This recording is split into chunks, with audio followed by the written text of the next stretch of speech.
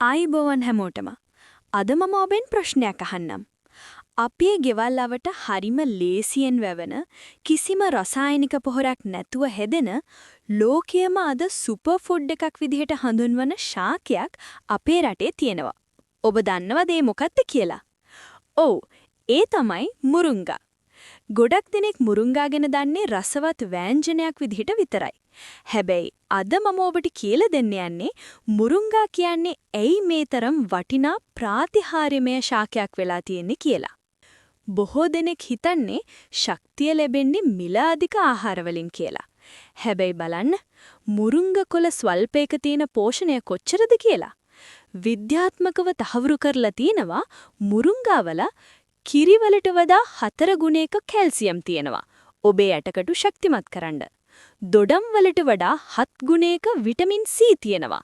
රෝගවලින් ආරක්ෂා වෙන්න. කැරට් වලට වඩා 4 ගුණයක විටමින් A තියෙනවා.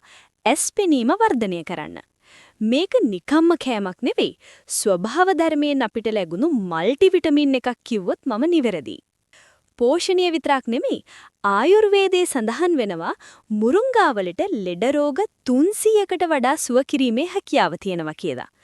විශේෂයෙන්ම රුධිරයේ සීනි මට්ටම පාලනය කරන්න, අධික රුධිර පීඩනය අඩු කරන්න, වගේම අපේ සිරුරේ තියෙන විෂද්‍රව්‍ය ඉවත් කරන්න මුරුංගා වලට පුදුමාකාර හැකියාවක් තියෙනවා. අද කාලේ ගොඩක් දෙනෙක් පීඩා විඳින සන්ධි වේදනාවලටත් මුරුංගා කියන්නේ දිව්‍යෝසුවක්. ඒ විතරක් නෙවෙයි කාන්තා ඔබ සැලකිලිමත් වෙන සමේ නිරෝගී භවට සහ කොණ්ඩය වර්ධනය වෙන්නත් මුරුංගා කොළ යුෂ හෝ කුඩු භාවිත කිරීමෙන් පුදුම ප්‍රතිඵල ලබා ගන්න පුළුවන්. ඉතින් මිතුරනේ මෙච්චර වටිනාකමක් තියෙන මුරුංගා ගසක් අපේ ගෙවත්තේ තියෙනවා නම් අපි ඇයි තවත් රසායනික පෙතිවර්ග පස්සේ යන්නේ? රුපියල් 1000 ගණන් වියදම් කරලා පිටරටින් එන සප්ලිමන්ට්ස් බොනවට වඩා ගෙවත්තෙන් නෙලා ගන්න නැවුම් මුරුංගා කොළ ටිකක්, කරල් ටිකක් ඔබේ ආහාර වේලට එකතු කරගන්න. අදම ඔබේ ගෙවත්තේ මුරුංගා අත්තක් හිටවන්න.